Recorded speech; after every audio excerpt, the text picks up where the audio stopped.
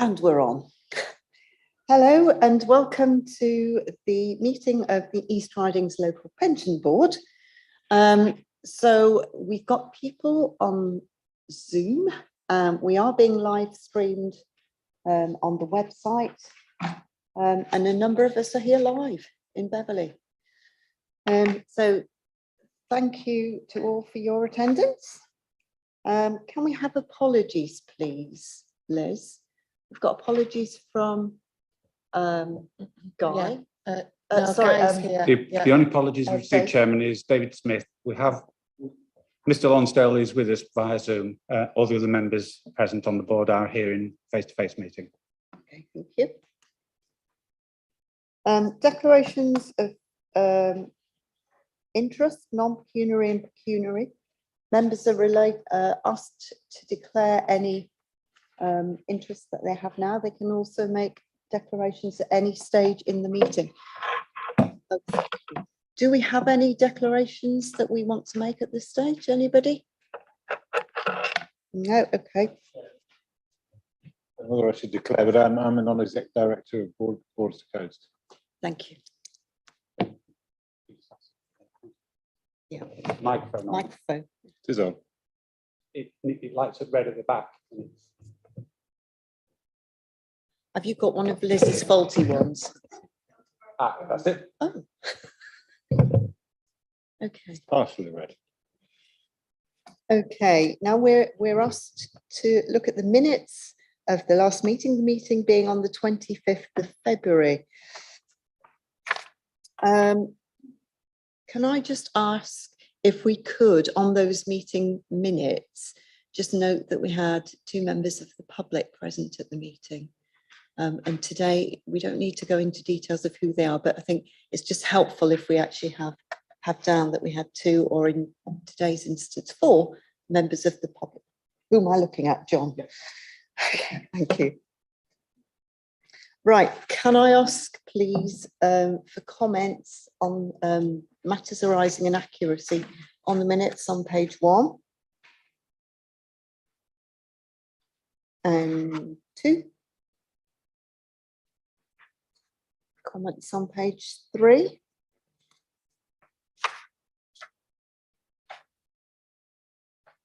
Can I ask on page 4, 1022, the update,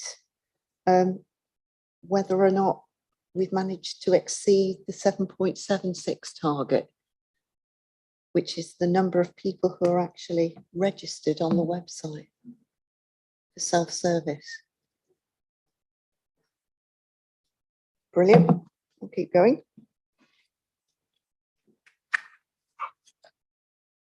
So page 5, any comments, matters arising?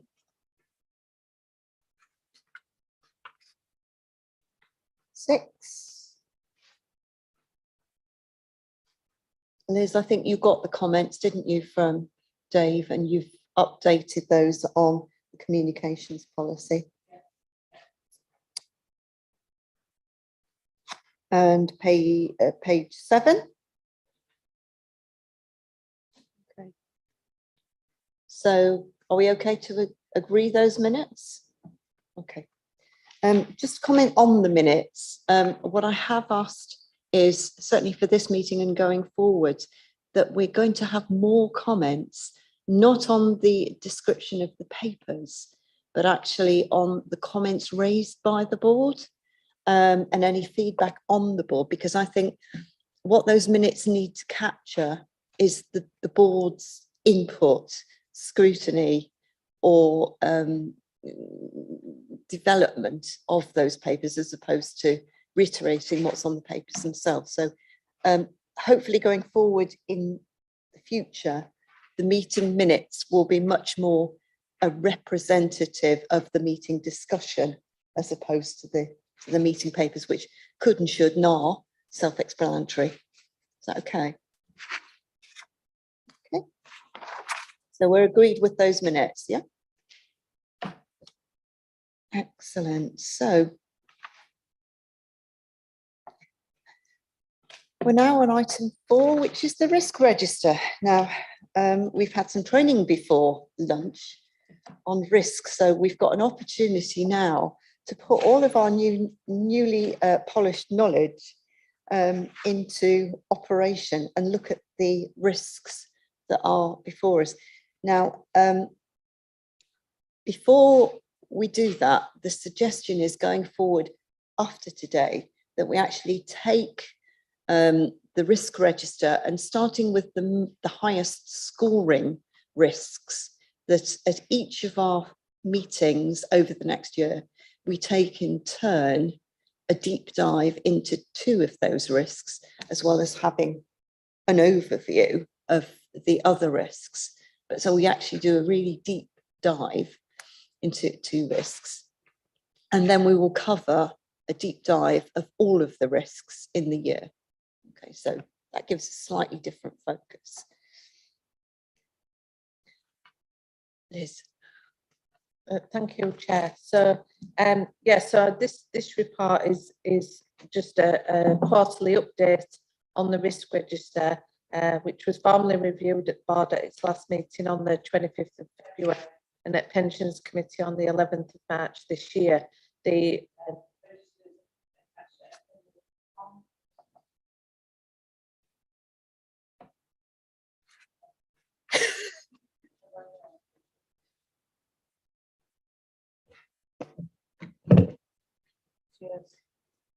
Apologies, we do seem to be having a consistent problem with these things.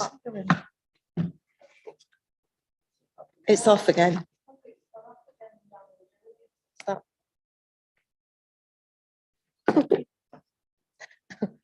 Right, we'll start back again then. So the risk register, so that's attached at Appendix 1. It's recommended that the board considers the fund risk register and the update provided in this report and continues to provide feedback to assist the fund in identifying, managing and monitoring risk. So it's the register itself hasn't been updated. It is just a review, just an update, not formally.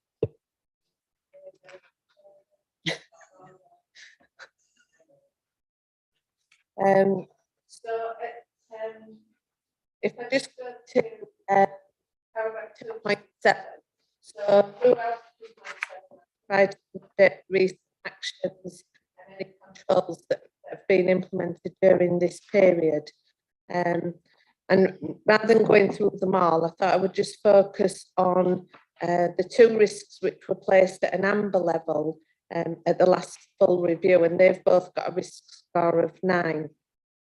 So the first one is risk number 2, which is that staffing and system resources are insufficient to adequately meet the needs of the pension service. And that's set out at paragraph 2.7.3.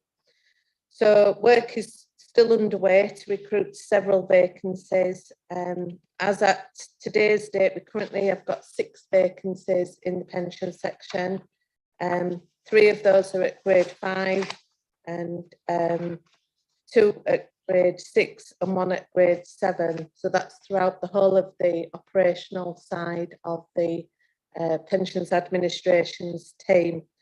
Recruitment remains a priority. There are a number of challenges in recruiting at the moment, and I think that's not just an issue for us in the East Riding Pension Fund. This is now becoming a national picture. And since writing this report, the LGA have very recently carried out a national recruitment and retention survey, and they've had responses from 42 of the 57 administering authorities who were contacted, and they've provided some results that as officers will be able to go through. And I think we'll be reviewing the results, and hopefully that will aid us with our workforce planning. But it's certainly starting to provide a more national picture of recruitment in the LGPS on the administration side and the challenges that are being faced. We are continuing to adopt a more flexible working practice. Staff are continuing to divide the time between working in the office, at the base, at home, and at remote locations as part of a blended and balanced approach to work. And from a systems point of view, we have agreed a plan with our software provider Civica to roll out software developments, new software initiative.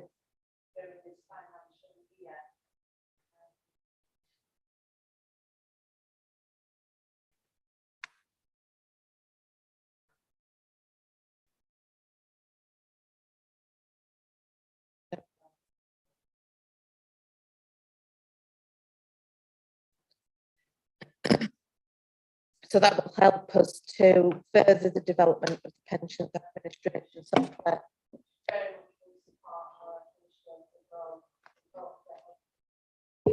A number of efficiencies.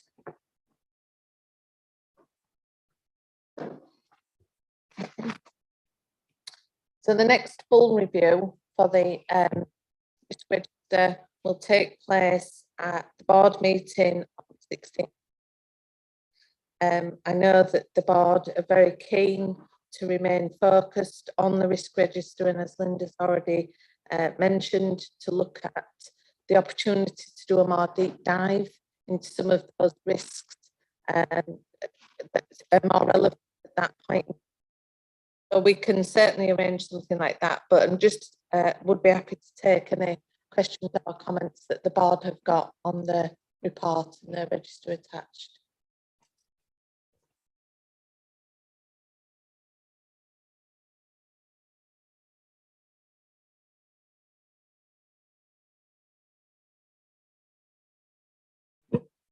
Hello, Guy. Do you have a question?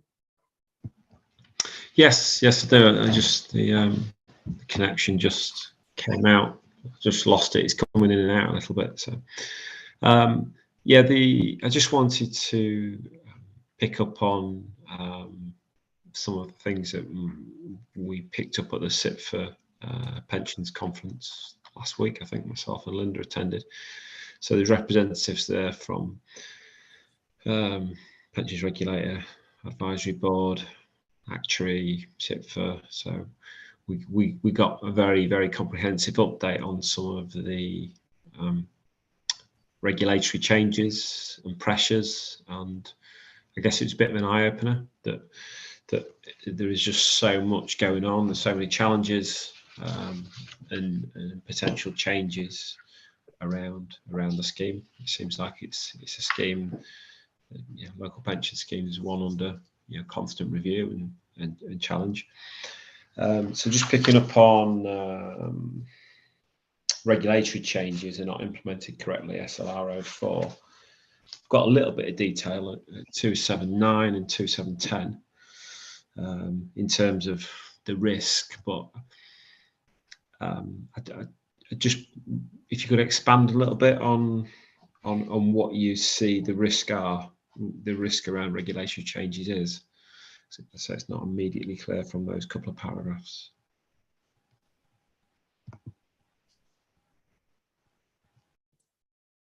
Thank you, Guy. We do apologise. We're having some issues with some of the microphones here in the room, so I think that's why we're breaking in and out. Yeah, no problem. So apologise for that. If you need us to, if we repeat, we can do. So from a regulatory point of view, I think two of the key areas at the moment that are very much on our agenda are the McLeod changes that are expected to be implemented, and the requirements that will be around that for administrative teams. And the other key change that is not so much a regulatory change, but certainly a change that we'll see a national change is the requirement for the pensions dashboard that will be implemented. So they're two areas that we are really focusing on, and we're starting to look forward at what can we do, what can we have in place to put us in a better position for when those changes are implemented, so that we have good quality data, that we have sufficiently resourced and skilled staff or able to meet the needs and the demands of those changes that we're going to, so that our business as usual can be maintained whilst we're still making the changes and improving the quality of data in preparation for these expected new things that are going to come. For me at the moment, I think they're our key focus in our fund. Just to add to that, we will be bringing a paper to the next board on the SIPFA conference, because it was absolutely amazing in terms of the focus and the clarity it gave, if not a little daunting in terms of the scope and scale of some of the forthcoming changes. But just for a very quick one, McLeod, they're expecting an update in October. DWP regulations coming on climate change and investing. The good governance is likely to come in whatever you define as late summer. The single code is going to be, again, late summer changes. And probably something on the SIPFA knowledge and skills framework that we can actually chase out for ourselves. But I think the singular modular code is going to be quite a big piece of work for us to implement, but more on that at the next board. Absolutely excellent. And perhaps as an interim, we can send out some of the slides when they're available. If anybody's interested, I've got all of the photos of the slides on my phone, but I haven't actually got the verified ones, if you like. But I've got loads of info. Absolutely brilliant. So thanks, Guy. Yeah, I mean, the danger of missing a regulatory requirement, I think, increases with the propensity to miss some of the fine detail in a whole host of legislation and policy that's going to be coming and hitting our agendas in late summer, whatever that might be. But yeah. So I think what I'd like to do, I mean, I think we've had a scan on these, but I'd like to next time just take these apart and for us all to, look at these top two risks. Hopefully, the risks in terms of staffing and system resources will have a little bit more detail on, but I think also investments and assets and our liabilities we may well need to look at again, because markets are going a bit silly, and there seems to be all sorts going on in terms of mortality rates and whatever. A lot of these, I think, will be picked up through the triennial valuation that we've got, again, also coming out late summer. So that would be risk one and risk two. Risk one and risk two, I'd say, if all are in agreement with that. And I think what I'd like us to look at is, are they full and complete, those risks? Are the scores, so we go right down into the weeds, if you like, and look at the scores for financial compliance and regulatory, and look underneath at some of these bullets and the key controls, whether we think those are full and sufficient, or whether or not we've overstated some and understated others, and we take apart some of the risk commentary. Is that okay? So that's more a heads up for board members than it is for Liz and her team, because I think it's for us to come and, just to be prepared to look at those two risks in depth detail. Okay. Councillor Holtby looks like he's about to say something. Yeah, thank you, Chair. On risk two, I mean, I think we're well aware within the East Riding that there is an issue with staffing in terms of retention and recruitment across the board, and literally right across the board. So it's an issue which we're well aware of, and are encouraging Liz and her team to get what she needs, because a lot of the work we need to do relies on having enough of the right sort of staff, doesn't it?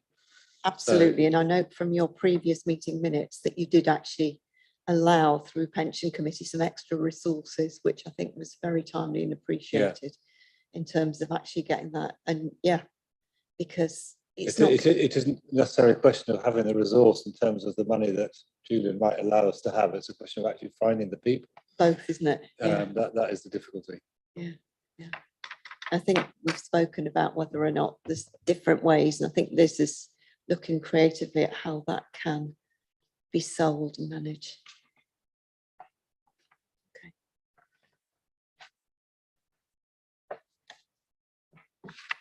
Okay, anything else we want to say on the risk register? All good? Okay, Tom, we're moving on to the fund's investment strategy statement. Can you talk us through that? Yeah, hi everyone. Can you hear me okay? Yeah. Great. Yes, I'm Tom Morrison, Head of Investments for East Riding Pension Fund. Just before I go on to the investment strategy statement, Chair, if it's okay, I'll just mention, I know there are a number of consultations likely to come out from government, and you mentioned late summer. Just to say, kind of don't hold your breath. Late summer has in the past meant as late as the 24th of December. And the government is clearly very busy still in relation to things like Brexit, but of course they've got lots of issues going on in relation to inflation and how to deal with that in the economy. So don't expect anything too soon. There are a number of issues that might come out of government. So at some point we might get a flurry, but I'm not expecting it to be any time particularly soon. So yes. On to item 5 on the investment strategy statement. So this is a statement, as it mentions in the report. We normally bring this to the pension board early in the calendar year before taking it to pensions committee before the end of each financial year, before then publishing it in advance of the subsequent financial year.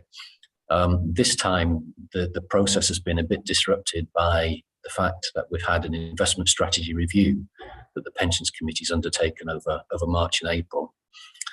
So it's a little bit back to front, but what has happened is pensions committee have approved the new investment strategy statement at their meeting on the 29th of April. So this report is really about, I suppose, the main reason for this report is asking the pension board for their view on the investment strategy statement in terms of really whether it complies with the requirements that the fund has in relation to this document. So in paragraph 1.2, there are links to the regulations and the guidance on that. And also appended to the document is the report that went to the committee, which details the changes that have been made on strategy. So rather than go through a report in detail, assume everyone's had a chance to have a look at that. So I suppose all I'll say is that I suppose this time round there's been, I suppose, a more fundamental review of the investment strategy statement because of the new strategy. Last year there were relatively minor amendments made. That was really just to bring out some of the governance arrangements that the fund already had in relation to particularly responsible investment.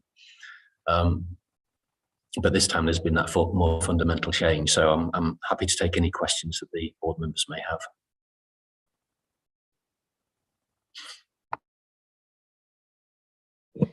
Do any board members have any questions, comments? Just as a bit of background, there was a review which hasn't been mentioned, why we've got to where we are, is that a subcommittee was set up to have a look at the distribution or whatever you want to call it of the fund, and hence this is why we've had these changes made to it. This is the recommendations of it, really sort of to try to de-risk a bit, because we, as we are, well, we hopefully we're going to find out where we are funding wise, but we at the moment are well over 100% funded, so we don't need to take the risks that we've probably taken in the last 10 years to be where we are now. So that's the background to it really.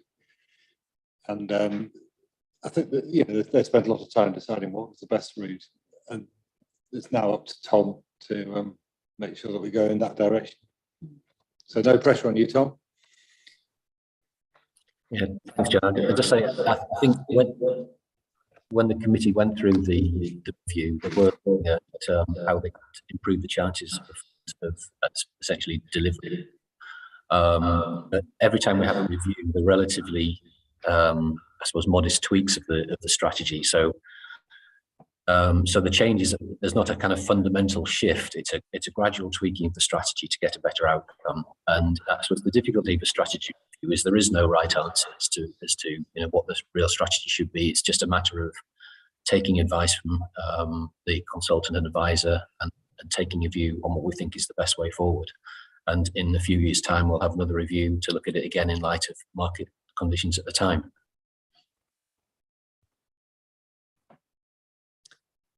Guy,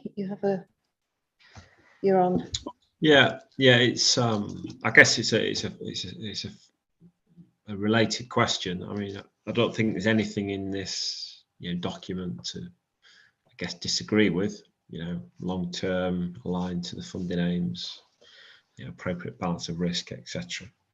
I suppose from my perspective, you know, strategy normally applies, you know, to a 5-10 year period. It's quite a long-term view. At the moment, we get this annually, and I think that's an annual refresh. And it's interesting to hear about the work that's been going on in the background. But that said, we're operating, you know, fairly fast-changing environment at the moment, you know, regulatory, economic, social, etc. So my question is the annual review, you know, still appropriate,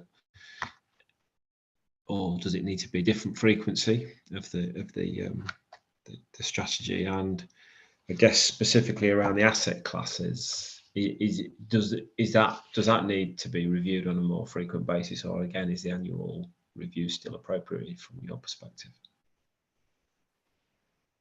Yeah, thanks, Guy. Tom, can you respond to that? Yes, thanks, Chair. Yeah, well, we really only have a fundamental review of the strategy every 3 years, and it's broadly in line with the valuation cycle. Normally speaking, we typically would have a strategy review after a substantial part of the valuation has been undertaken when we have an updated funding level position. But this time, just to give you a bit of background, we decided to do it early. And the main reason for that was just because of increasing concerns around inflation. And I think that was a good decision because of, you know, where we've seen inflation go kind of, you know, since we really thought about that approach sometime last year. I think we need to be a little bit cautious about tinkering too much with the strategy as well. You know, bearing in mind that when we're looking at the strategy, we're thinking about investment returns over a 20-year period. So we need to periodically make some changes based on market conditions as they change, but not so frequently that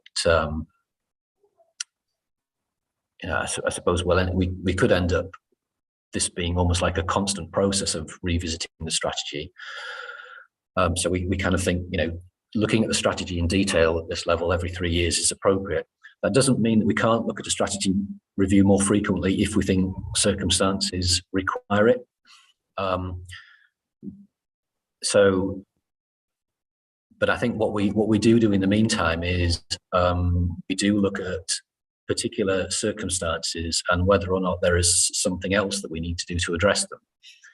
So just as an example of that, we undertook this strategy in review in March and April to look at what we thought was an appropriate long-term strategy to meet the needs of the fund. When we concluded the strategy review, we've undertaken an additional piece of work with our consultant, Hyman Robertson, looking on the extent to which we've got protection against inflation in the fund's assets, how they might perform under different scenarios, and whether there's anything else that we could or should be doing in terms of trying to protect ourselves against a period of high inflation. Now, that piece of work has kind of largely come to a conclusion. We'll be reporting that back to the committee next time. So that's just to say that, you know, although we do undertake this strategy review typically every 3 years. It's not to say that we don't do anything in between. And of course, you know, it might be 6 months from now, market conditions are such that we feel that there's, you know, another piece of work that we need to do for a particular reason in relation to individual asset classes or the fund as a whole. So, you know, that's the approach that we think that, works. And as I say, it's really about taking that long-term view, having a long-term strategy, but potentially taking additional action in between time if we feel it's necessary. Tom, may I just try and put this into some sort of context, just to make sure that I've got the thinking right? Because what we risk is getting lost in a number of cyclical revaluations and valuations. The way I see the investment statement, the funding investment strategy statement, is the operational statement of how the pensions committee will manage its day-to-day operational approach within the letter of what we've got in front of it. What we also are mindful of and are in the context of reviewing is the valuation, which is the overview of where our commitments and our liabilities and our priorities are going to lie in terms of evaluating whether or not the fund itself is going to be fully funded, as we are luxuriously at the moment, as we sit. And there's all sorts of variables that are going to come up over the forthcoming year, you know, as that valuation is researched and reported. Where I am slightly concerned is that we don't over focus on, you know, whether it's 4% or 5% or, you know, whatever, because we have delegated to the pensions committee, and not delegated, we have authorised the pensions committee to get on with that. So I think, you know, there is a certain degree of getting on with the business. But my concerns are also, as I've shared with you, our government is getting on board now with this. And there is a question about whether we are or we are not going to have new investment requirements specified by government. Members might be aware that within the last statement from the Chancellor, he talked about whether or not he was going to specify where funds actually invested their resources. Now, we all know that government has done this to us before as pension funds. There have been requirements come out. And I think my concerns would be that we actually feed this in. We don't let it stop us. Tom's absolutely right. We've got to get on with the business. But we're also mindful of what is going on external to the fund. And we incorporate whatever external requirements we've got to get through statute or rapidly changing market conditions. And we are not sufficiently constrained by this statement that we cannot take those requirements on board. So I think we're treading a fine line here. We've got to have it done, you know, so that it is timetabled into our work plan, but we've also got to be mindful of what's going on outside of our own jurisdiction. Does that make sense? If I could just make a comment on that, Chair, if that's okay. I think one of the points that you're alluding to, Linda, is, you know, we've had the government's white paper where they've been talking about, you know, potentially, this is talking about pension funds being required to invest up to 5% locally. Okay.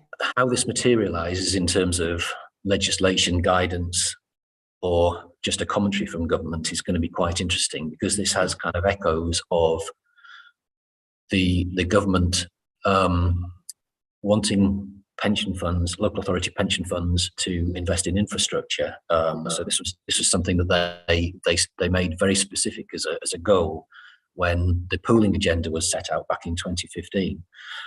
Now, the government since then made a number of comments about encouraging pension funds to invest more in UK infrastructure, but actually it never resulted in anything in legislation or guidance. Now, whether the comments in the white paper are going to be different this time round, we don't know.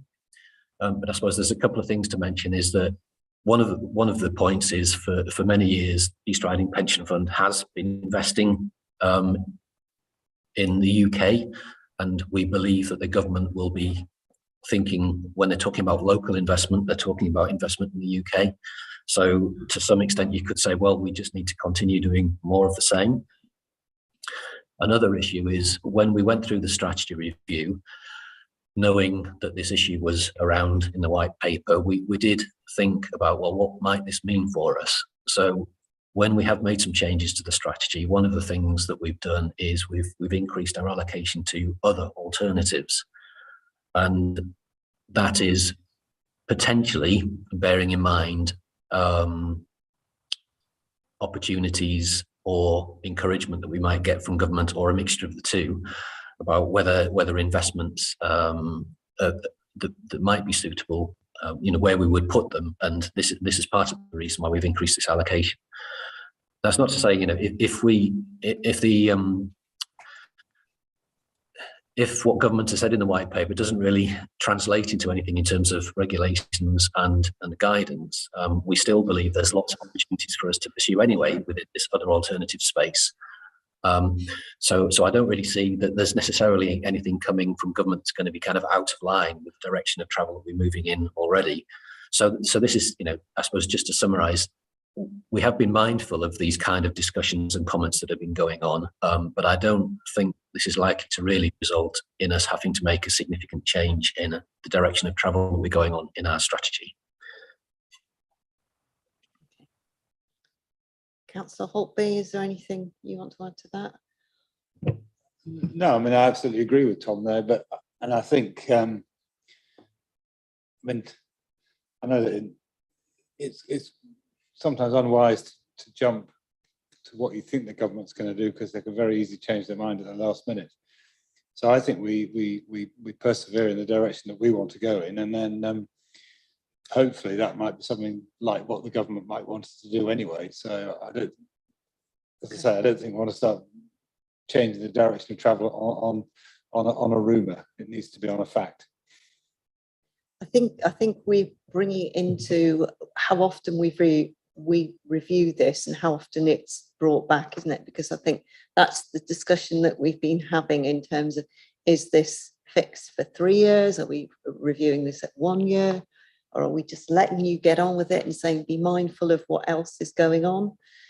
I think that's the question. We are asked to review this statement as a board. We're being asked to note the paper, and we're being asked to make any recommendations to the pension committee. Do we wish to specify anything in terms of that review and the timescale? Guy, do you want to put anything in there?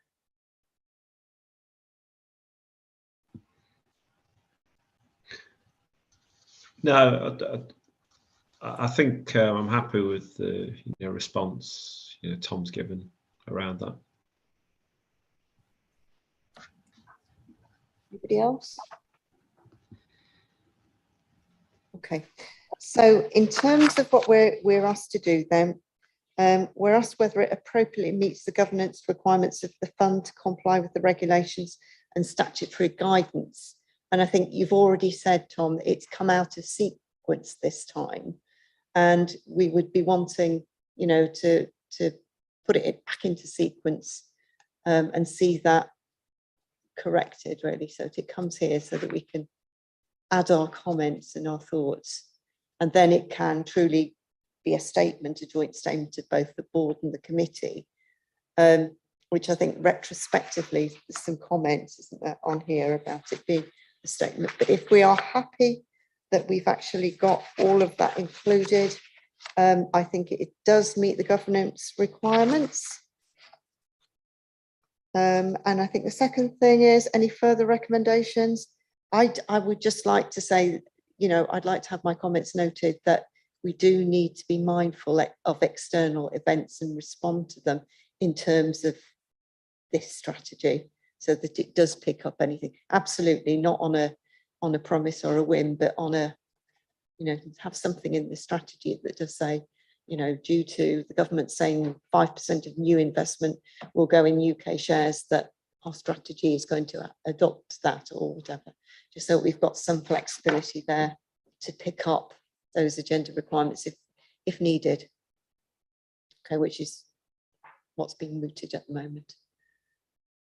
Happy with that? Okay. So the next one we've got is the responsible investment policies. And it's expanded its remit this. It started as one and it's expanded a little bit. Tom, are you talking to this one? Yes, I am. Thanks, Chair. So this is the report again. We bring this to the board and the committee every year. Up until last year, there were actually two policies: a responsible investment policy and a corporate governance and voting guidelines document. Now, the approach that the committee has taken over recent years is to adopt the policies of Border to Coast. So these are really Border to Coast policies that have been adopted by the East Riding Pension Fund. And the reason for that is that East Riding Pension Fund and the other partner funds have been heavily involved in the development of Border to Coast policies themselves. The idea is that Border to Coast policies are very much aligned with the investment beliefs of all of the partner funds. So the view was it really kind of makes sense for us to adopt those policies as our own, having been involved in that detailed process, rather than have our own policies which would be virtually identical. And this is also thinking about the direction of travel that we're going in. So we've got an agenda from government, which has come through in 2016, Management and Investment of Funds Regulations and associated guidance about pooling our investments. What we've also seen this year is, or rather, I think it was initially published at the end of last year, is Border to Coast have created a climate change policy. And this is in light of climate change risk increasing in importance in terms of decisions around investments, but also just generally the profile that climate change has for the fund overall, and just through, I suppose, through everyone's everyday life.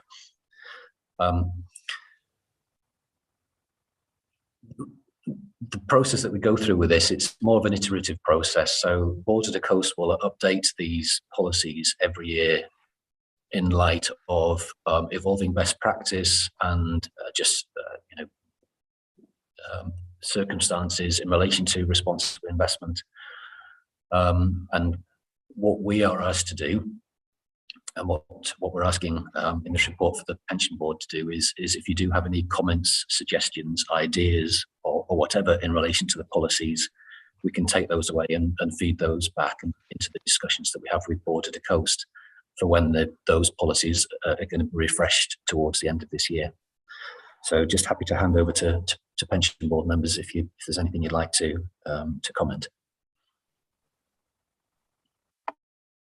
Comments?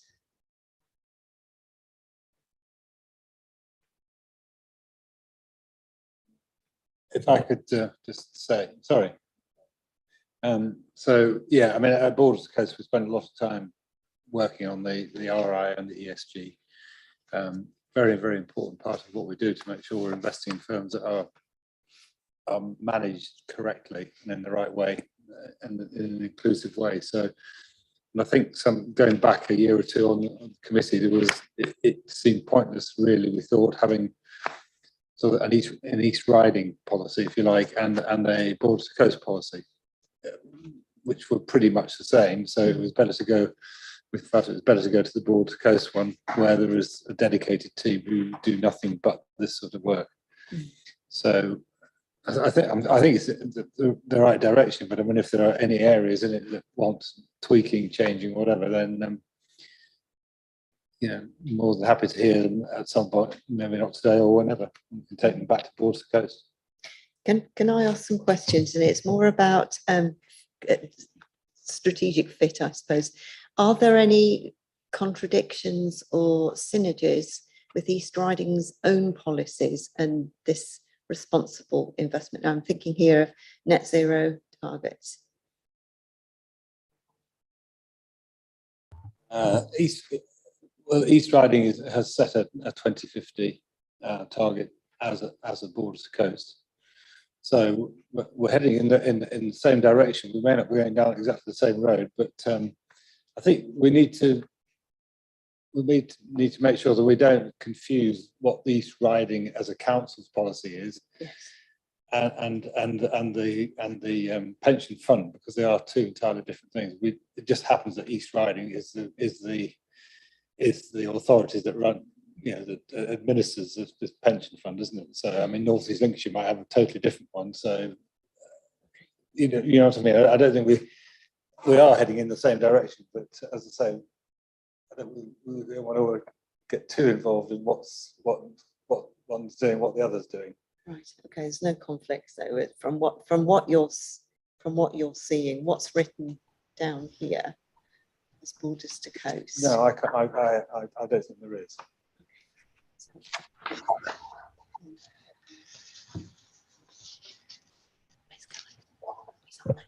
All right, Guy, you're. Yeah. Comments? No, I suppose it's a question for Tom. Just thinking about external influences impacting our plans.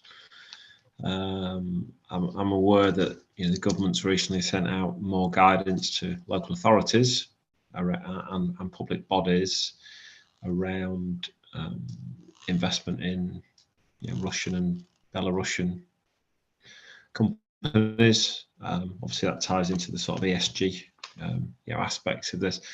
How does this interface with external guidance that we may be out there for, say, public bodies? And I guess it touched on that crossover between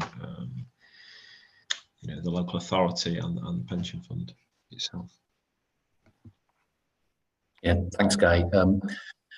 Yeah, I mean, on that last point, so we do have some investments in Russian and Belarusian companies, as many pension fund investors will have had at the time Russia invaded Ukraine. So the issue for us has been that it's been either difficult or impossible to actually trade those investments because there's been suspensions of stock markets in relation to trading. I think the Russian stock market has opened up again, but actually not completely for foreign investors. So it's possible for Russian investors to trade freely on the Russian stock exchange, but we still can't really do anything with our holdings on the Russian stock exchanges. But we're largely taking a lead from border to coast on this. So the extent to which we do have any holdings, which we're largely stuck with at the moment, these are holdings that are owned through border to coast. So they are effectively implementing their responsible investment policies in relation to these investments, keeping a very close eye on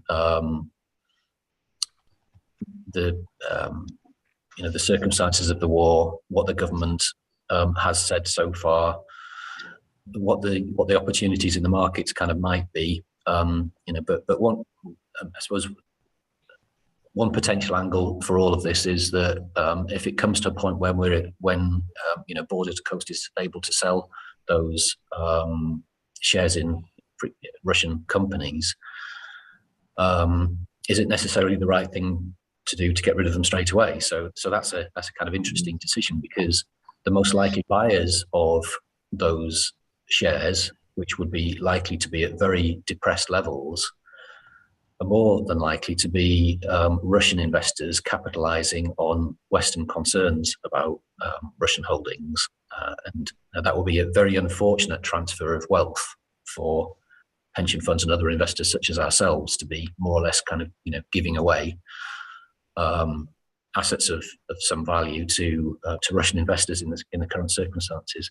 So I don't know what the answer to any of that is, but that's to say that border to coast are keeping a very close eye on all of this and are being, taking a very measured approach to what they will do. those holdings. Just a couple of other points to mention. When the Pensions Committee decided to adopt Board of the Coast's responsible investment policy documents back at the meeting a few months ago, that did include the Pensions Committee also effectively adopting Board of the Coast's ambition to become carbon neutral by 2050 or sooner. Now, you know, as you probably know, that's in line with the UK government's approach and the vast majority of investors.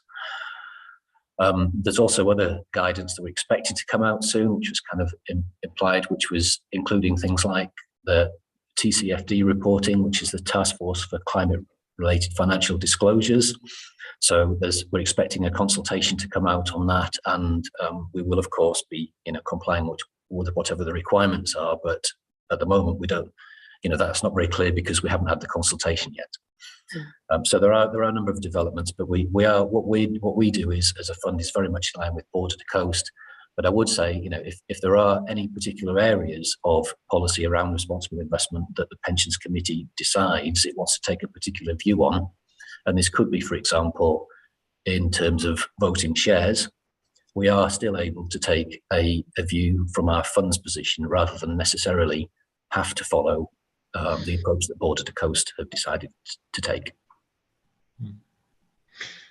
No, that's for me. That's a really helpful. Well, it's a long but very helpful answer. I mean, one of the things that was mentioned on the conference last week is there is a tendency, both nationally, internationally, across the globe, that governments are moving towards a position of more regulation, more intervention as a general trend.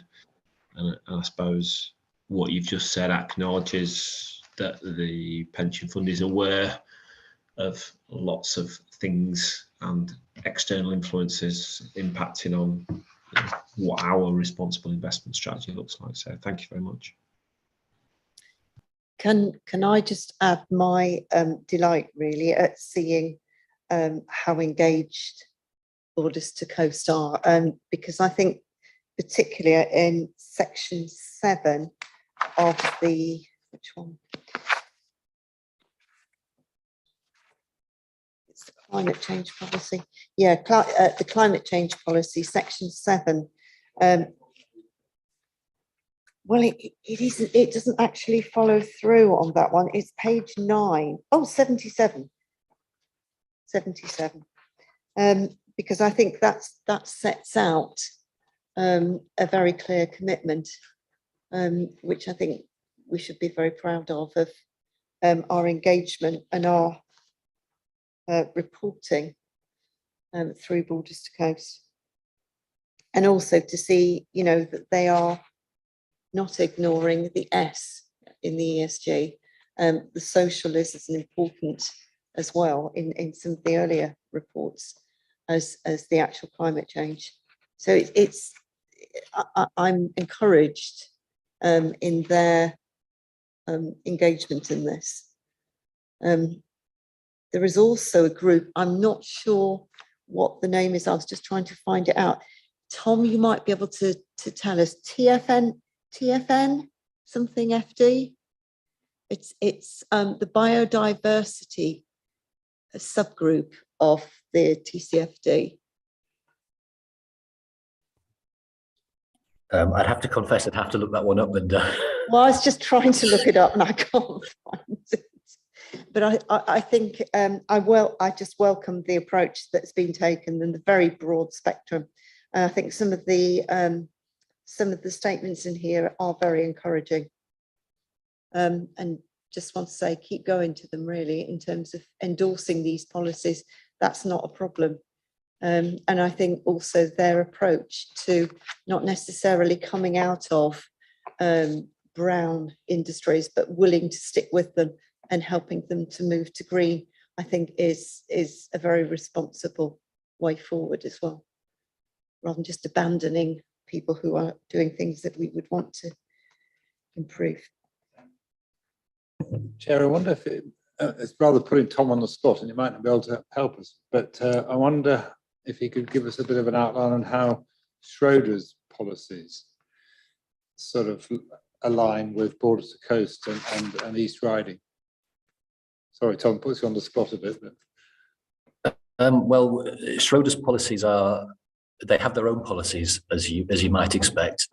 They've obviously got a kind of completely different client base to just a handful of other local authority funds.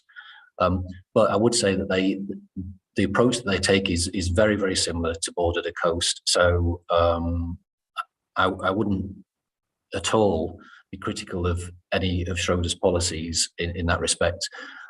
So when we think about the kind of approach that they take and the kind of groups that they're involved in, I think if you were to look at Schroders policies and look at their approach to TCFD reporting, their involvement with Climate Action 100 and various other groups, I think they'd be very, very similar. So I don't. There aren't any differences of any significance for me to really pick out. Tasha. I just wondered if there was any benchmarking with other pools. I know you're looking, obviously, Border Coast has a number of different funds in there, but I wondered if you looked across what the whole country was doing, UK, LGPS. I think absolutely yes, we do. I think as John mentioned, Border to Coast are taking a lead on this. They've got a dedicated responsible investment team which is focused on all of these areas. They also have a company called Robico, which is their voting and engagement advisor. So they have an organisation behind them to help with all of this. When they're looking at refreshing these policies, one aspect of that is to compare with the approach that other pools are taking, to look at best-in-class approaches in the investment management industry, and also talk to kind of various advisory and consultative groups, including, for example, Climate Action 100 in terms of their ambitions, and try and tie all that together in terms of the kind of evolution of these policy documents. So they are very mindful of what's going on in the outside world, particularly in the kind of best-in-class investment management companies, but the pools as well. Thank you, Tom. Any other comments? No? Okay.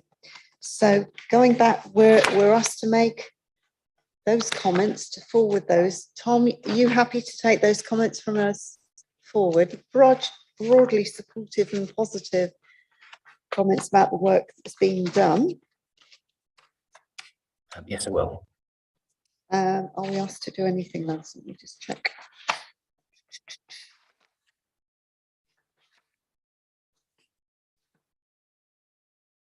And we're asked to adopt these for the investments of the East Riding Pension Fund. Are we all happy to do that? Yep. Done. That's the appendix. We've got the one there. Sorry, beg your pardon. Thank you. Right, so it's recommended that we review the investment policy and the climate change policy and make feedbacks, which, well, we've already said that we've got that one covered, haven't we? That's great. Okay, we'll move on to the next item. And this one's one for Liz, I think. It's the administration team service plan. Thank you, Chair. Yes, so under item 7, I've brought to the board the Pensions Administration's team service plan for this financial year 22-23. This isn't something that's previously been shared with the board, but I did think that it provided quite a good overview of our operational objectives from the administration team, and it also links very closely with the fund's risk register. John, do you need to see them out, John? Sorry? Do you need to see those? Can we just I can't do both. can we I just can pause? pause. Can we pause the meeting? Susan, thank you. Okay.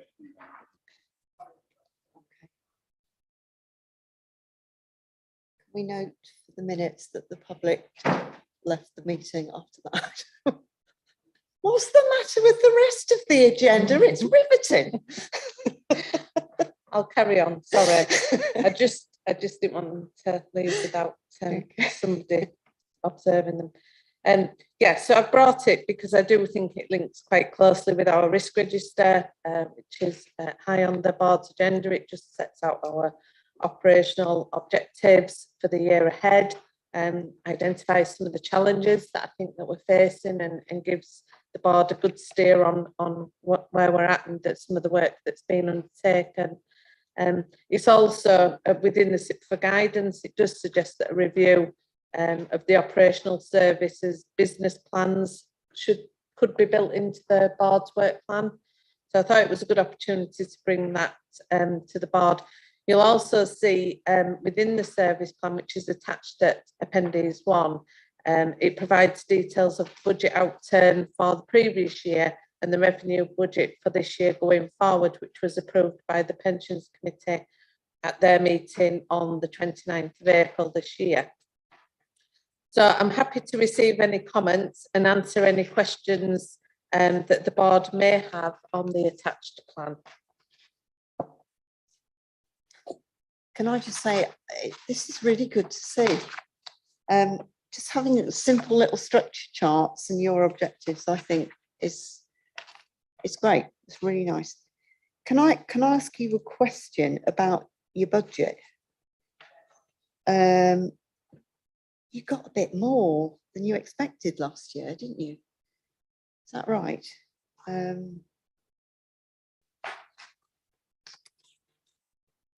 Sorry, got that wrong. You expected to spend 1719, but you actually had got a budget of 1797.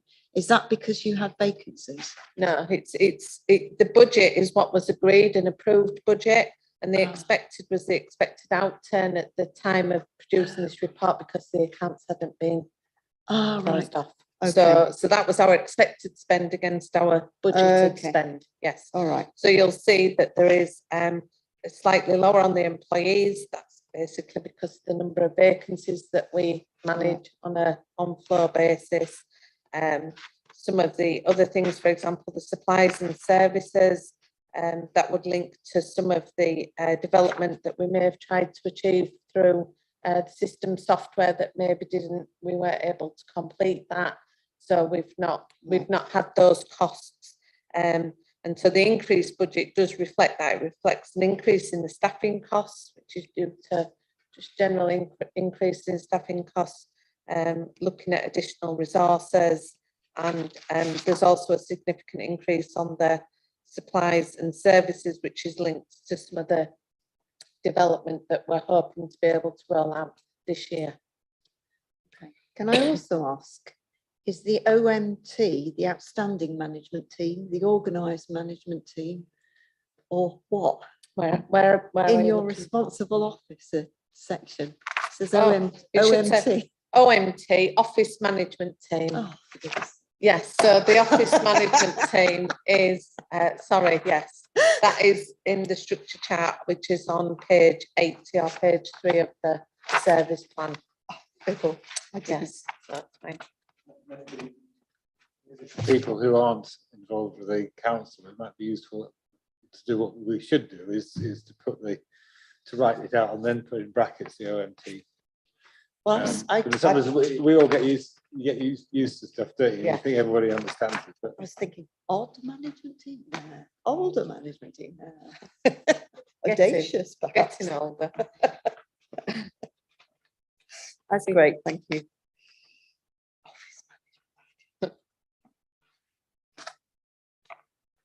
Thanks. Any comments on this? So just on Liz, so on that on page 5, that supplies and services. Basically, you're saying that for the budget for 22-23, we're rolling forward what you haven't spent this year, really.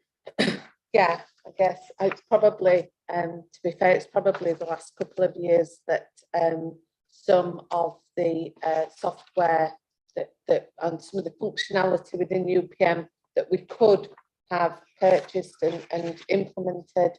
We chose not to. Some of it was a capacity issue in our own resources.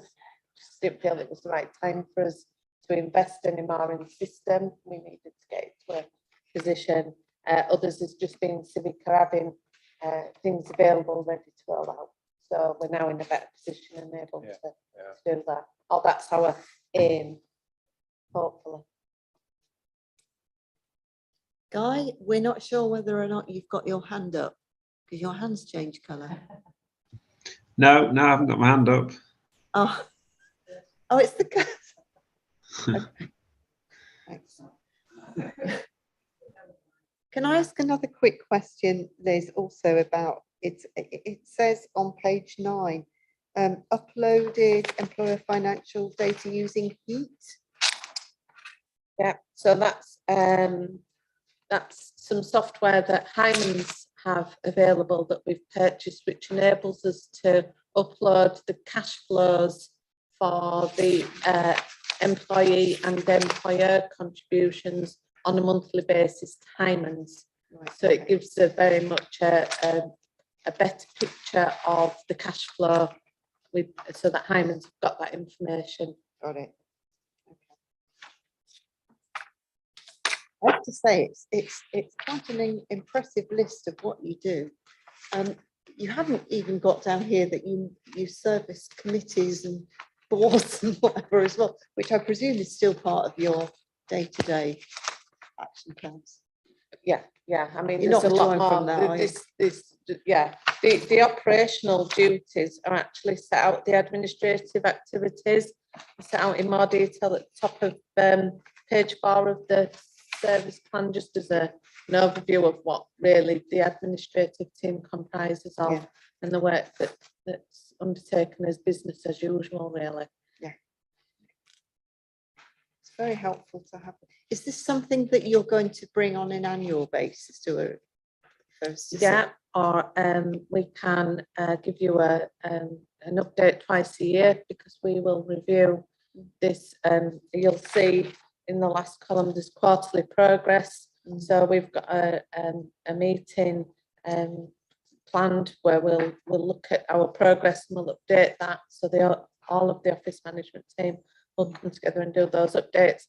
So we can bring that to you on a more regular basis, or because it links to the risk register, we could build it into that report maybe on when we do the reviews to show where we are with some of the objectives that we're trying to achieve, because a lot of that is linked to some of the actions from the risk register, where we saw that if we could, follow on those actions, it would help us to manage that risk. That's the very controls. helpful. Yeah, thank you. Okay. And well done on your performance indicators, by the way, in your SIPFA benchmarking. I mean, sustained progress through the years here.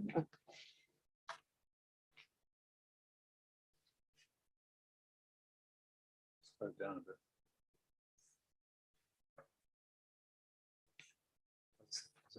Sorry, I was just saying this is the difference between ERPF and the club average is just narrowed a bit this year, hasn't it? Well, Probably for no good reason. these are still old figures, but there'd been a delay with the release of the information for the SIPFA benchmarking club, because a number of funds had not submitted the data. Basically, they'd not completed the questionnaire and they'd asked for an extension, so they'd asked SIPFA to extend the deadline. That's now been completed and the results have been published, but I've just not had time to review them. So that's a report that I'll bring in September to give you an update on where we are in the SIPFA benchmarking club and where we sit on a national picture in respect of some of the costs and the administrative costs and our staffing costs. So, yeah. Okay.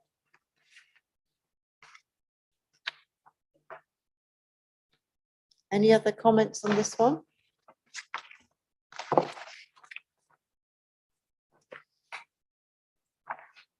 Okay. So we're on to a review of internal controls and assurance reports. I'll take this one. Thanks, Chair.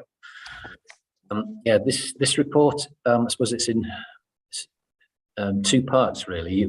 The first one is the part is really kind of looking at the control arrangements that our kind of external partners have. So this is Schroders, Border to Coast and State Street. So this is looking at everything they have from covering things like whether money transfers take place to the right parties, or whether the right individuals have authorised access to their IT systems and so on.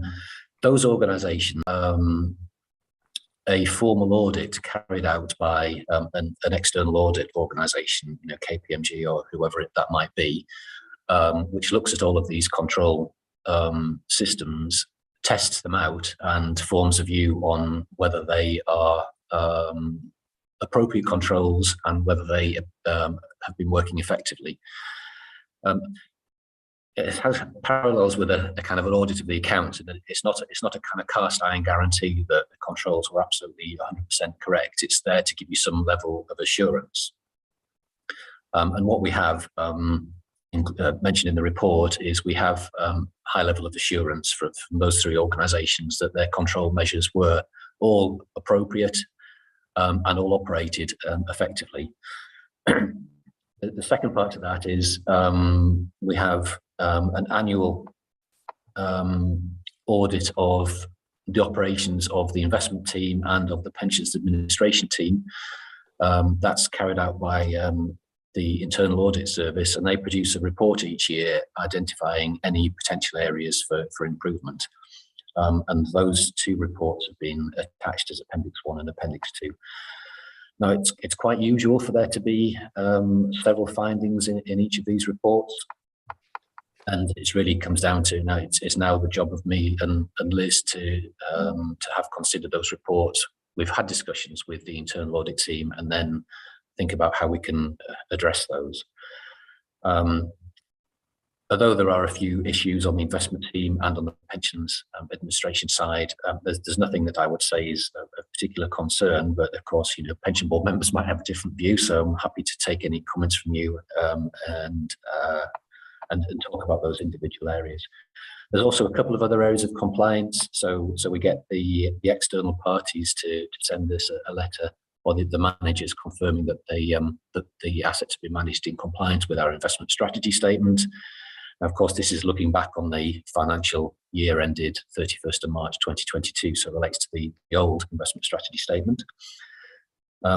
We also have confirmation from the independent advisor, which is included in each quarterly report that goes to Pensions Committee. And we also have a statement from the Executive Director of Corporate Resources about the operations of the investment operations within my team. So there are no particular this year, but appreciating that there are some issues raised in the internal audit reports, I'm happy to take any questions.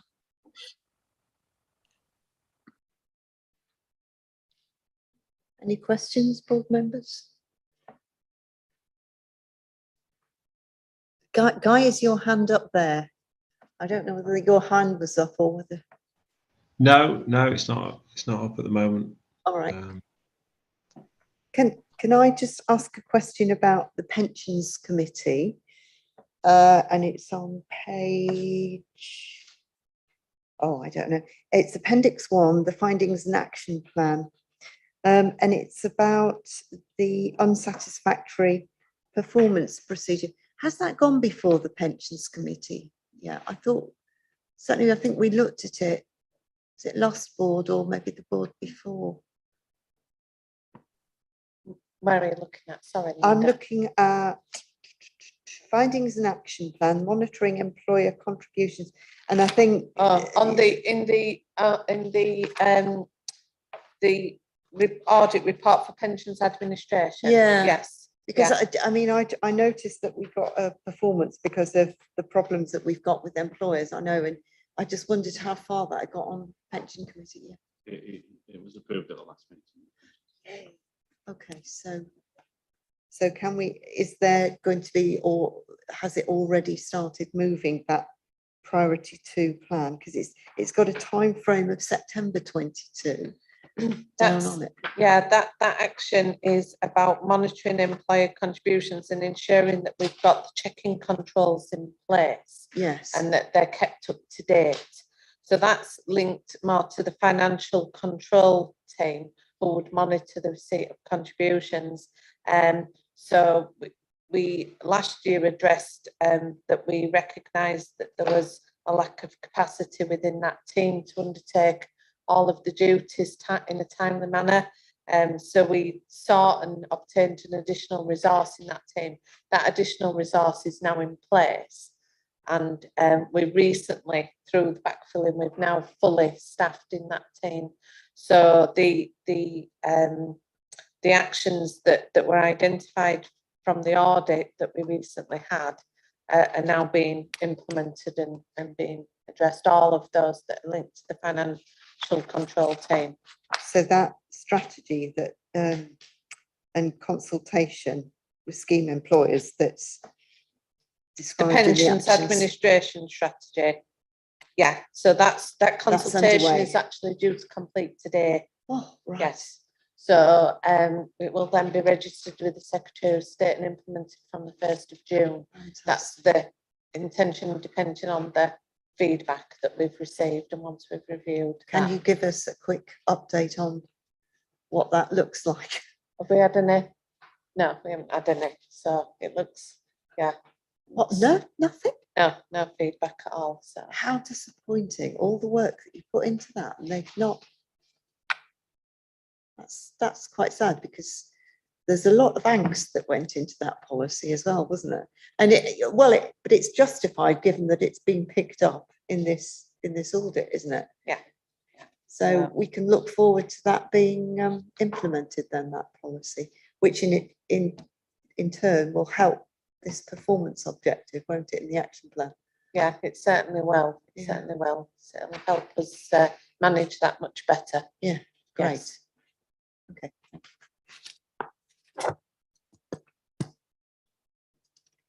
Okay, anybody got any other comments?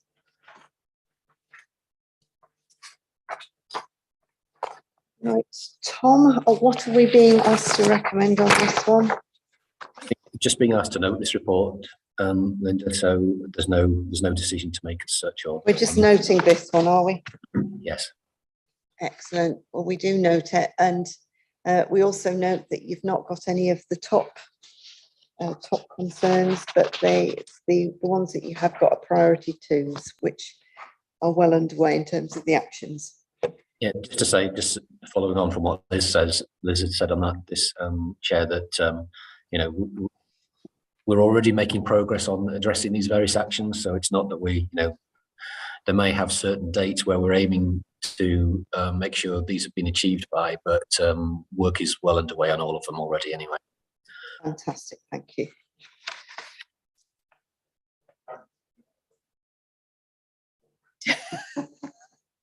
Okay.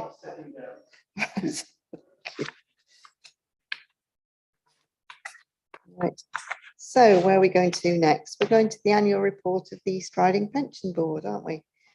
And Liz, I think, is going to talk us through that one. Yes, thank you, Chair. Yes, this is just a follow-on from the meeting on the 25th of February this year, where the board reviewed a draft annual report. It's with a new format and some additional content. The board made a number of recommendations regarding that content and format, which have been incorporated into the revised annual report, which is attached at Appendix 1. So I'm just looking for the board to consider and approve the format and content of the annual report, which will then be included in the fund's annual report and accounts for 21-22. Any comments on this one? Just one from me, and it's a tiny one. The Climate Opportunities Workshop, I did attend that. I was live from Heathrow Airport at the time. I remember it well. If you could just add my name. Which one was that one? That Sorry. was the 4th of February. It was actually very good. It was looking at the different funds. Okay. Yeah. Okay. Thank you. Yeah.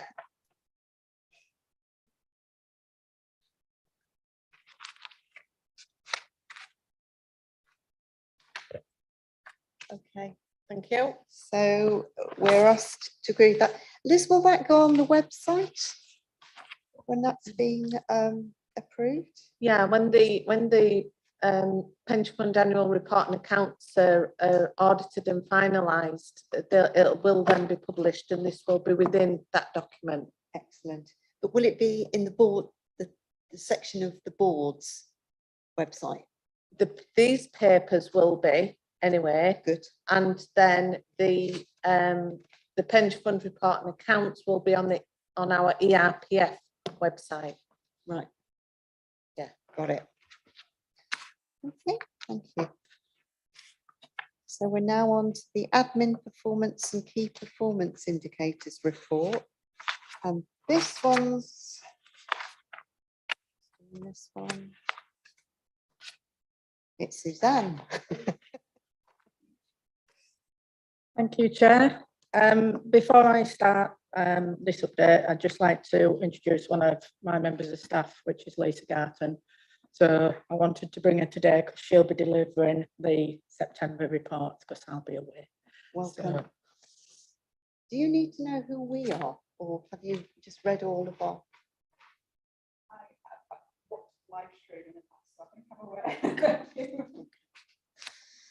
So you'll be used to this report now because we bring it to the board every quarter. So this is the admin performance and key performance indicators. So it's for Q4, which is the 1st of January 2022 to the 31st of March 2022. The first thing I'd like is just to go to the 2.1, which is the membership statistics. And there was a slight error contained in the last report. We'd put too many pensioners on. So I've corrected the figures at the 31st of December 2021. We didn't really notice it until we got this quarter's figures off. We're in a bit of a similar situation where the deferred benefits have actually, our backlogs have increased. So a more realistic reflection of the current membership is 38,649 actives and 45,601 deferreds if we were totally up to date. So I think what's key that we've got to do is, and we are trying because we do have overtime for all the staff, but we've got to try and formulate a plan to push all our pre-31st of March 2022 leavers through for the valuation. Otherwise, the actuary may make assumptions on incorrect information. So that's something we're going to have to look at. Like I say, we do have the staff working every hour God sends at the moment anyway. So it's just everything seems to be a priority. One of the things to mention with the backlog of deferred cases is there could be other processes to do leading up with that. There may be something else earlier, like they may have a linking option, and we've got to get that done before we can make things deferred. So looking at 2.4, unfortunately, it's just a little bit repetitive, but it does show us quite substantially understaffed. We've talked about the resources, so I won't go into that in too much detail. Teresa's team did have 4 new starters in January, so they're quite up to date with things now. So we probably say every meeting, but we'd like to see a significant improvement next meeting, but you know, that's with nothing going wrong. So I'm sorry, the numbering's a bit out of order, but I wanted to take you to, it's under 3.3, so it's 2.1.1.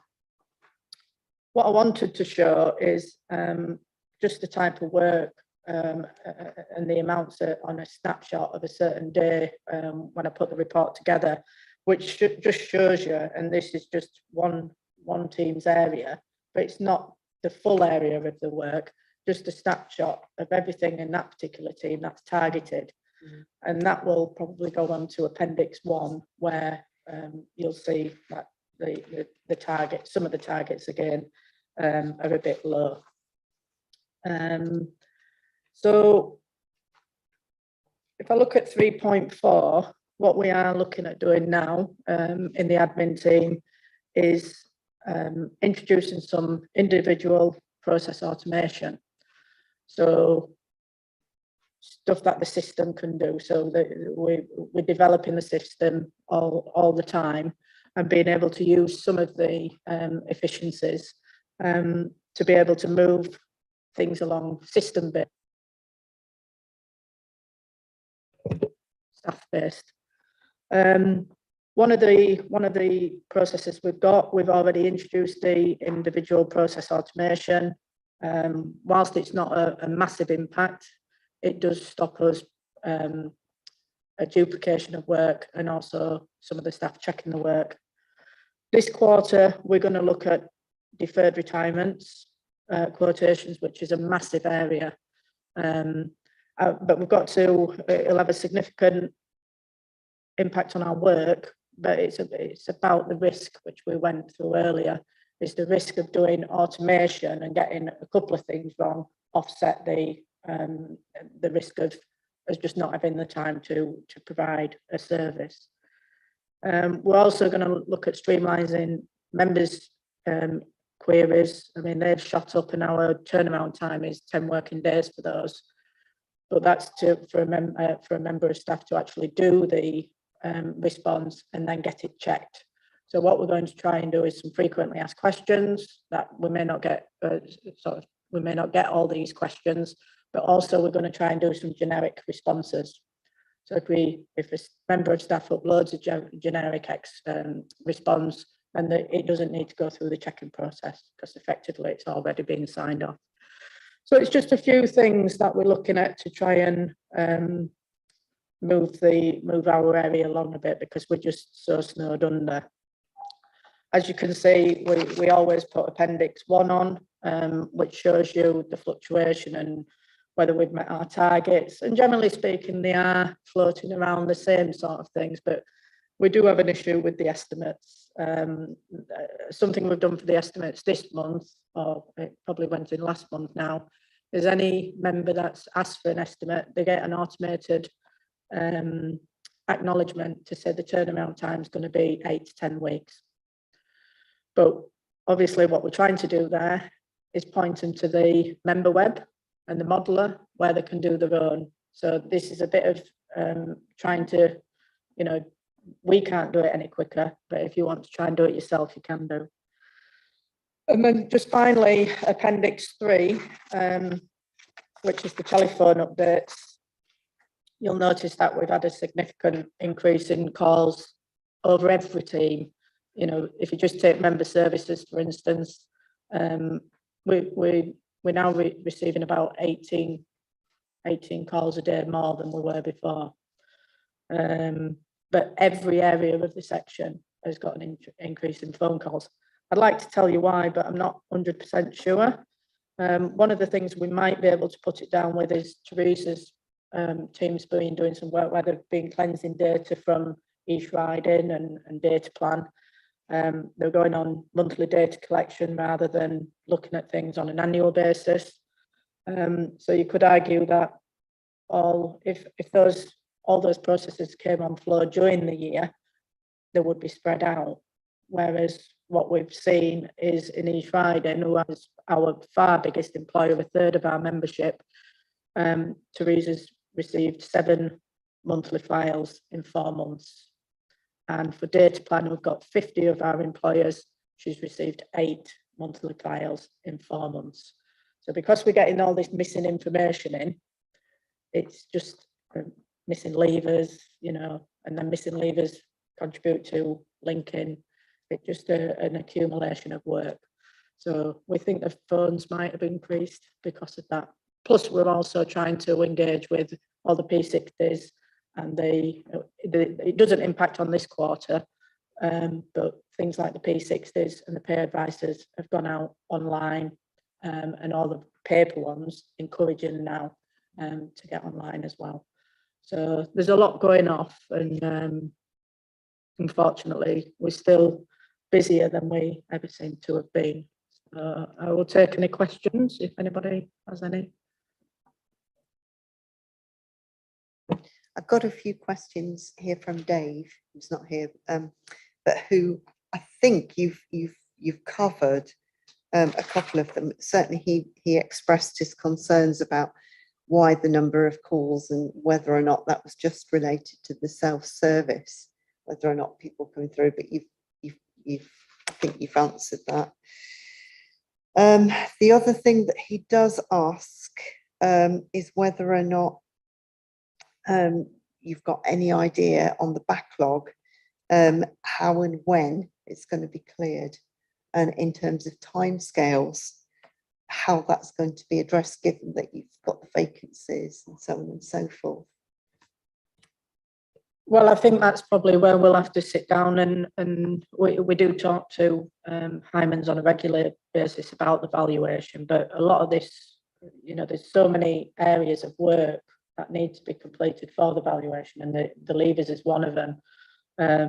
So it'd have to be just as coming up with a priority. But honestly, we're relying on the goodwill of the staff doing overtime. Otherwise, we would be in a worse situation than we are now. So, I mean, it's something that we'll discuss. But I would hate to give you false information and say we'll finish it by such a date, because I can't realistically do that. I don't know if Liz has got anything to add, or Teresa. I think just overall as a summary, I think at the moment the workloads that we're seeing throughout the administration teams are unprecedented. And I think that there's different reasons for that. And although we can't quantify them all, I think it's a combination of the country emerging from a pandemic and people looking at what their options are for their future employment and retirement options. We've seen a significant increase in that area of work. We are actively promoting member self-service, and that in itself brings quite a number of inquiries, both by email, in writing, and by the telephone. So that is something we may need to look at. I know that we've still got to put a member engagement strategy in place, but in reality, we need to look at our capacity to be able to deal with those queries and the impact it has on our service. And the other aspect of it is monthly data collection and quality of data. And historically, for years and years, we accepted data as and when it came in, and data we didn't always have as good quality data as we're now receiving, and we're receiving that due to the systems that we've implemented. But what that means is that what we should be receiving now is an accurate flow of data, and that's something we've never really experienced before. You know, if we were supposed to get 100 hours changes every month, we maybe receive 60 from a given employer. Now we receive 100 because the system we have in place means that those have to come through. So it's interesting for us, because I think that these are the challenges that we're making these changes, and what we're going to start to see is the real impacts that's going to have on our resources. We will have better quality data, we will be able to provide a better service to members, but the cost for that might be we just don't have the resources to meet it, because we now recognise the true volumes of work and the change in expectation of members and our employers, and our increase in employer numbers continues to go up. So I think it's just a combination of everything. The problem is it's all hit us almost at the same time. And on top of that, we've got valuation. And like Suzanne's pointed out, so what becomes a priority? Valuation is a priority. Dealing with the members is a priority. Getting people onto member self-service is a priority. Everything becomes a priority. Dealing with the monthly data collection and the backlog of files that we have.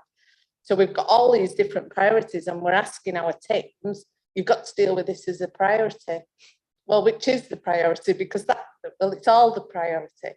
So at the moment, we're in just a little, I think we've reached a peak, and we'll have to see where we go from it. But all of the office management team are very much aware of it. We're doing our best with the resources, and we are saying, what can we do? Where can we find efficiencies? We're looking at the risk of making some of the decisions that we might need to make, working with Hymans to look at how we can find any efficiencies in the valuation process, working with our employers. So there's a lot of things going on, but I just think at the moment we're really everything's come together. I think we feel and hear your pain. I mean, the stats speak for themselves. From a board perspective, is this about money resources, or is this about skills, you know, and having skilled staff? I'm not concerned with the support that we get from the administering authority and from Julian with regards to, you know, if we needed to put the additional resource in place, I know that that support will be there.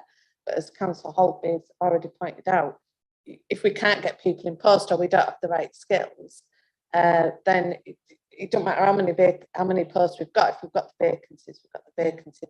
So what we have to do is we have to look differently at the work we do and how we do it, and see if we can find efficiencies. You know, is it necessary to do everything that we do? You know, where are we? Have we got a balanced approach to the workloads when managing risk? So there's work that needs to be done so that we can manage that. But yeah, I don't have any concerns that we haven't got the right support.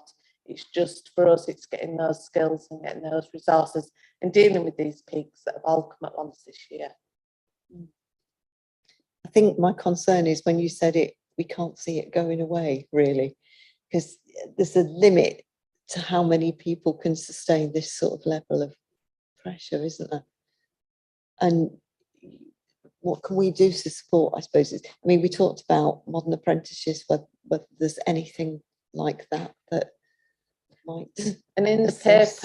the paper that's just that the LGA, the survey that I talked about earlier, the recruitment and retention survey, there's some comments in there nationally from other funds about having an apprenticeship scheme, and should the LGPC be supporting and advocating an apprenticeship scheme, making sure there's something in place.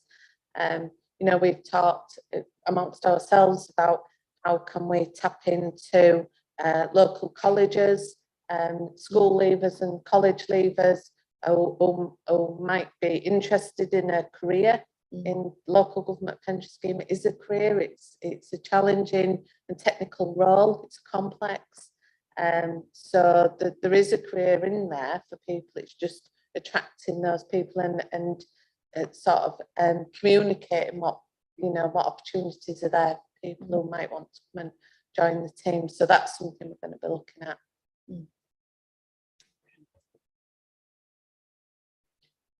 Any comments?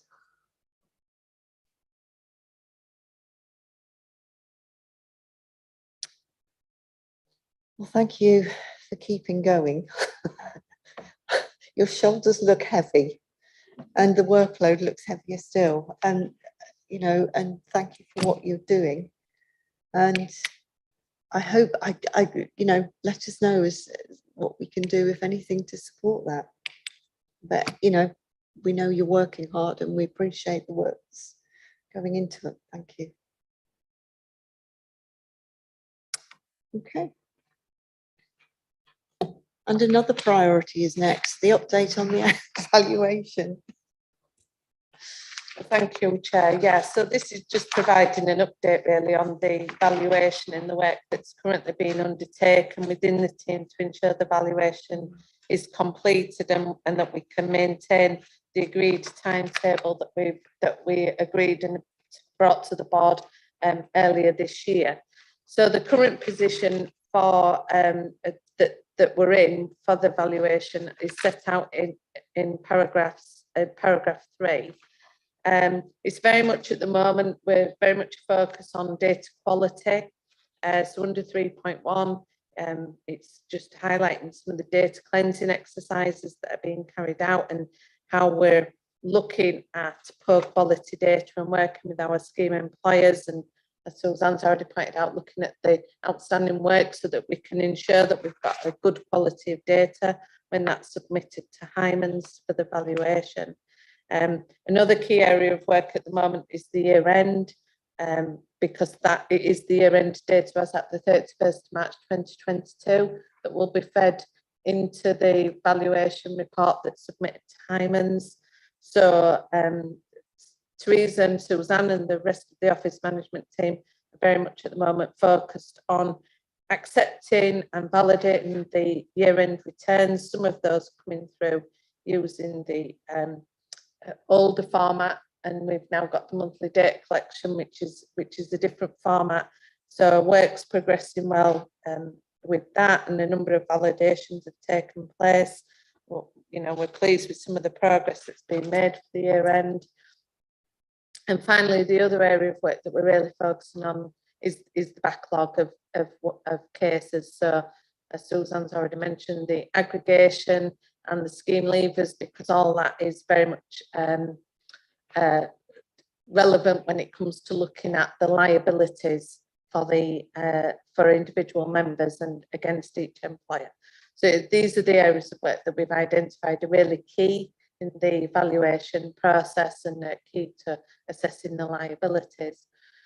So I'm happy to take any questions that the board may have. It's just a very quick update on where we're at, and we'll continue to bring updates to the board throughout this year, throughout the process.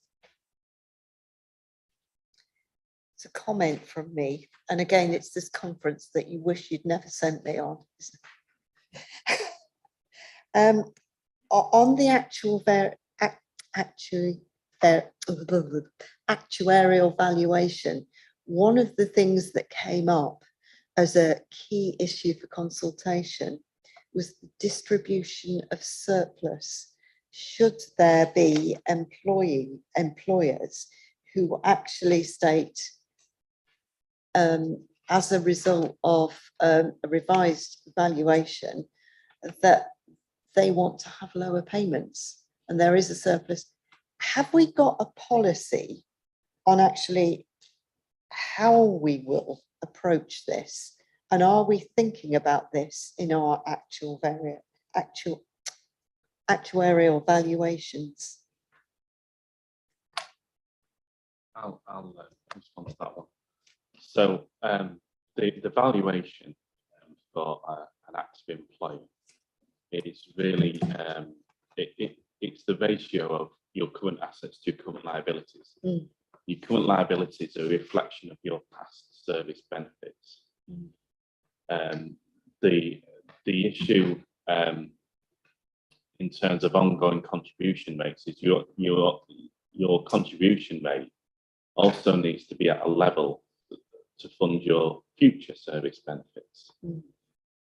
So it's not as simple a case as you can draw a line for an active employer and distribute a surplus. What we will do is factor the surplus on past service benefits into what payments are required for future service benefits. So it will all get in the mix eventually, but it's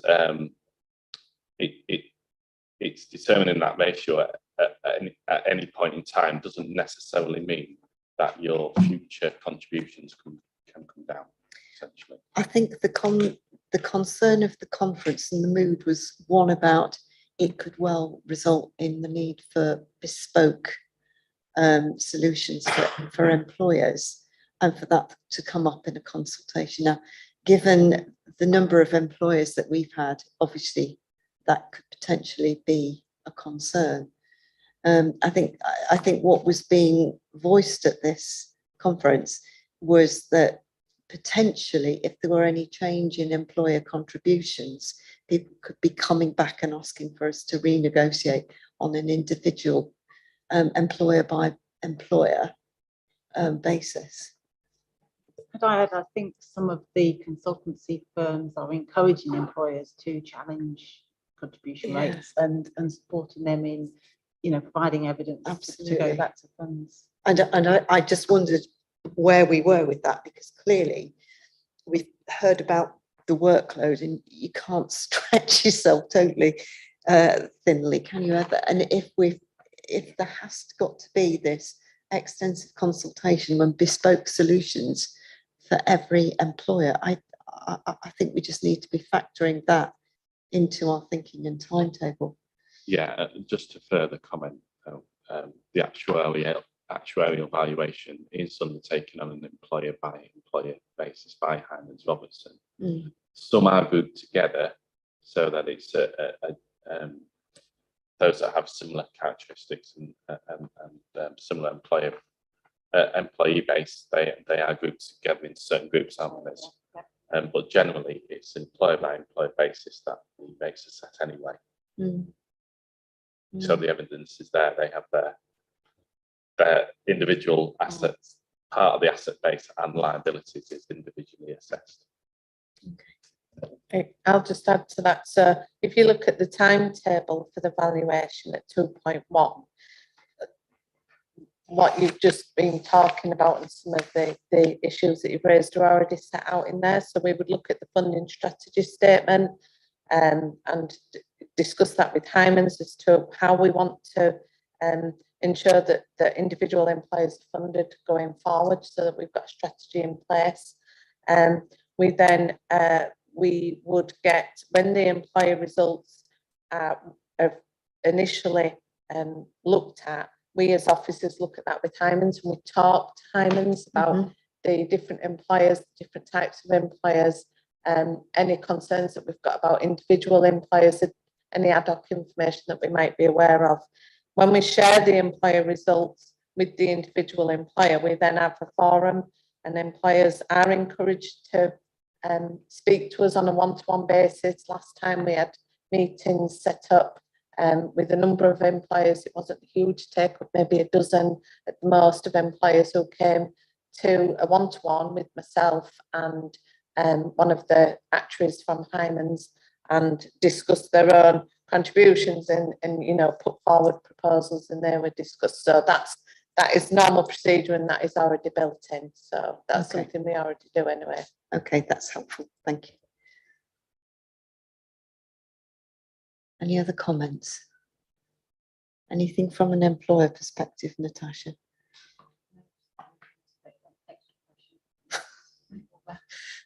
Oh, good. Suzanne loves extra pressures. All right, okay. Are we okay on that one then? We note this one. As you say, everything's a priority, eh? Tom, are you going to take us through the next report, which is an update on Borders of the Coast? Yes, I will. Thanks, Chair. Yeah, this is a report that we bring reasonably frequently to the pension board, just informing you about where we've got to in terms of pooling investments with Border to Coast and what is coming up. So, as the executive summary says, and there's a bit more information in section 5, around about 50% of the assets of the pension fund are now pooled with Border to Coast. Still kind of grow on its own, partly because of what's mentioned in section 5.3. So we've made some commitments to some private markets investments with Border to Coast. This money will take quite a while for them to gradually draw down. So we expect, if we weren't to make, if we chose not to make any active decisions on further transfers, this money would gradually creep up on its own anyway. So I think it's a reasonable milestone that we've achieved. We've got half of the fund invested with Border to Coast. I suppose just to mention on the table on paragraph 5.1 on page 126. You'll see from that table that we've got around about 1.8 billion invested in Border to Coast UK equity fund. Of course, that's going to come down soon, because one of the changes the committee decided to make on the new strategy was to reduce the allocation to UK equities. So in perhaps maybe not the next report, although perhaps might be the report after, we'll be able to report we're expecting UK equities will look more like 1.2. Overseas equities will look like around about 1 billion or so. The big transfer that we did make in the quarter was in paragraph 5.2. So we've invested in the listed alternatives fund. Now it's a little bit too early to say, but we've had a lot of market turmoil over the last several months. But actually, I think it's fair to say the listed alternatives fund has held up relatively well compared to most other areas. This is partly because investments in this fund, relate to the likes of infrastructure and property investments, where to some extent there's a bit of a lag. but they're also the kind of investments that have a degree of, or largely a degree of inflation protection, which does help those asset values hold up when we've, the markets are otherwise quite jittery about what inflation might look like. And in section 6, there's just a couple of points there. There's 2 new equity funds that Board of the Coast are planning on launching, so we're having a look at those. And also Board of the Coast are further developing their proposals on UK and global property, and that's something that we're also looking at, and a decision on that's likely to be made late summer or in the autumn time, in terms of whether or not we decide that those funds are suitable for us. So I suppose the overall message is direction of travel is we're continuing to pool with Board of the Coast. It's a gradual process. We've got through, half of the funds been pooled in the first 3 years, but I think because of the nature of our private markets investments particularly, it's not to say that in 3 more years' time everything will be pooled. It's going to take a lot longer than that. But we are kind of, gradually moving more and more money over to Board of the Coast. I'd say happy to take any questions. Any questions for Tom? We're happy to note that report, I believe, Tom. Okay, thank you. Yeah. Pensions Committee minutes of the 11th of March and the 29th of April. Now, I did go along, as we talked about, to the Pensions Committee on the 11th of the March, our last meeting, and I don't think we've heard back yet, Liz, have we, from the Pensions Committee? But the aim was to talk with the committee on how we could have closer and more collaborative working. I haven't heard back yet. Okay. But I think not deterred from that, we have talked informally about whether or not we can actually move the agenda on, in terms of perhaps having a discussion, small group, maybe the committee and the pension board together, to look at governance and to look at the roles and the remits, because it's not clear. It's really not clear what the board do, what the committee exclusively do. And I think we've had a couple of papers today where ordinarily the board would have expected to have seen the papers before committee, but it hasn't happened. And I think it's maybe a good opportunity to actually look at where these responsibilities sit and maybe go back to some of the legislation and the policy and just set out what the role and the remit would be. I think there's some new members on the pension committee as well, isn't there? So it's maybe an opportunity. There's a new chair of the committee. Yeah. So I think that I'll pick that up with Julian and Tom. Yeah. And we'll discuss that with Councillor Wilkinson, who's the committee chair, and then pick that up with yourself, and we'll I think it'd be, forward. It'd be a good opportunity for us really just to touch base and clarify what we are and why we do what we do and how we can work together better. Yeah, that's fine. So, yeah. Which I think is, it's a positive thing. I mean, we're doing it from a position of strength as opposed to a position of not feeling, it's not from a position of grievance. And I think that's a good time to do this, to have this sorts of discussions. So I look forward to that with excitement. And hopefully, if some of the spin-offs are, we can make your work a lot easier. That'll be even better.